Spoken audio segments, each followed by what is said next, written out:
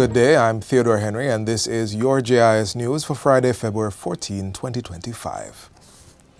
Jamaica's national budget continues firmly in the trillion-dollar range, with the government proposing to spend approximately $1.26 trillion to manage the affairs of the country in the 2025-2026 fiscal year.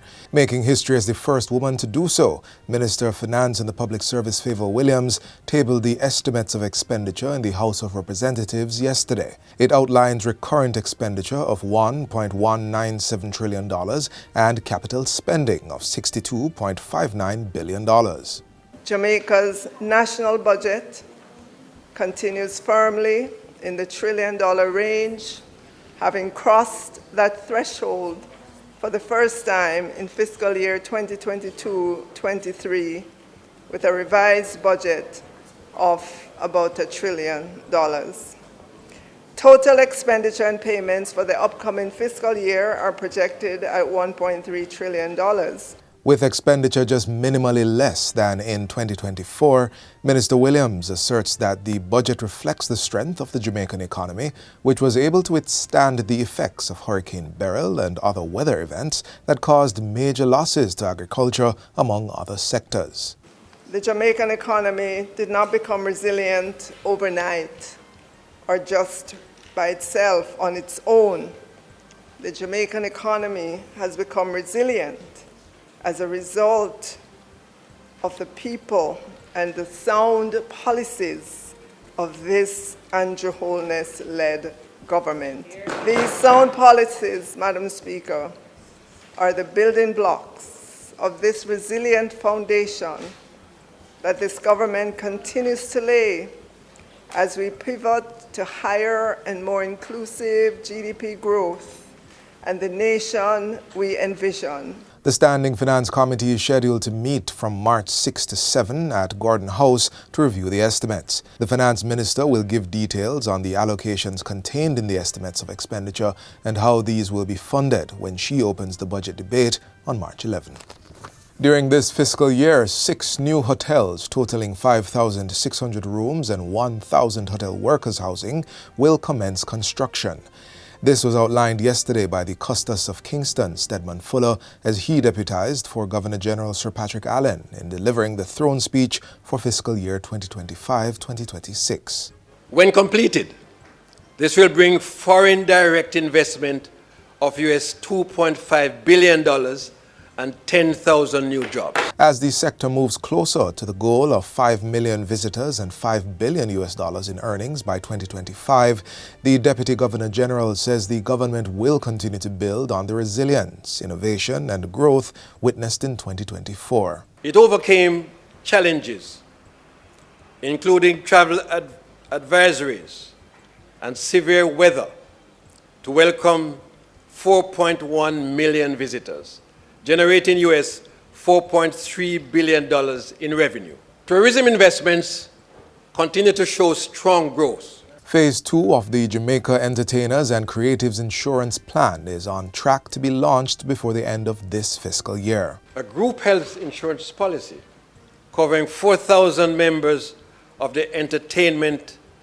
registry, free of charge, will be launched by March 2025.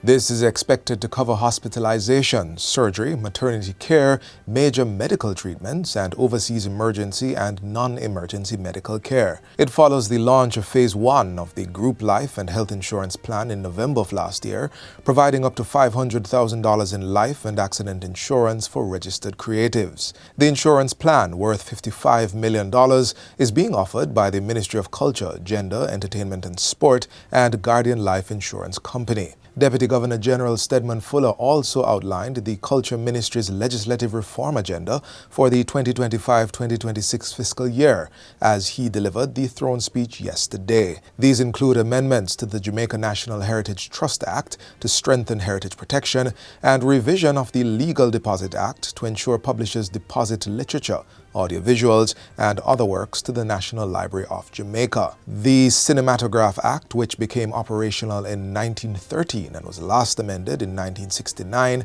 will also be reviewed to ensure compatibility with changes in the film industry. A key element of the review will be the restructuring and redefinition of the function of the Cinematograph Authority to make it more relevant to secure economic advancement in the area of film production. 3 new members have been sworn into the upper house. Senators Dr. Elon Thompson, Marlon Morgan, and Delano Siverite took the oath of allegiance during a brief sitting of the Senate that followed yesterday's presentation of the 2025-2026 throne speech. Senator Morgan expressed gratitude at his appointment and a commitment to ensuring his contributions are to the benefit of Jamaicans.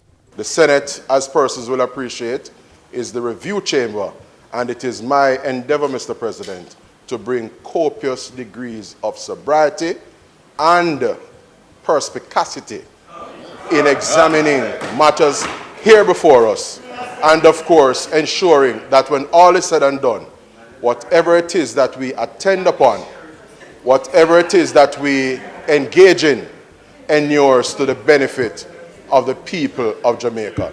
Senator Siverite emphasized the importance of continued collaboration between members of both political parties.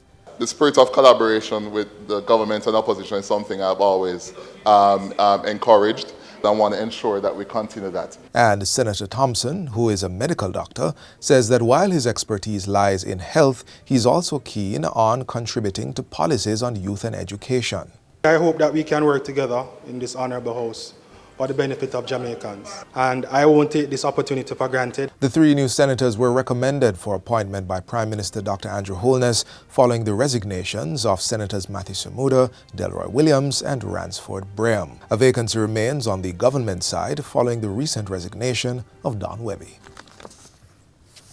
And finally, persons looking to take advantage of the TAJ's Special Arrears Settlement Program, SASP, now have access to flexible payment arrangements to clear their outstanding taxes. The program provides relief by waiving interest, penalties, and surcharges for taxpayers who settle their principal balances by March 31, 2025. Deputy Commissioner General of Operations at Tax Administration Jamaica, Dave Jeffrey, is encouraging taxpayers to reach out to the agency to explore available payment options. Individuals may make multiple payments over time, provided all payments are completed by March 31, 2025. You could pay a portion of this amount, and what you'll get is the associated relief, a percentage. So you don't have to pay all if you can't, although we would prefer you to pay the entire principal portion. Mr. Jeffrey was addressing a recent JIS think tank. The SASP applies to education, corporate income, individual income, asset and partnership income, general consumption, and special consumption tax. A formal arrangement with the TAJ is not required to make outstanding payments and benefit from the waiver. And that's it for JIS News today. I'm Theodore Henry. Thanks for watching.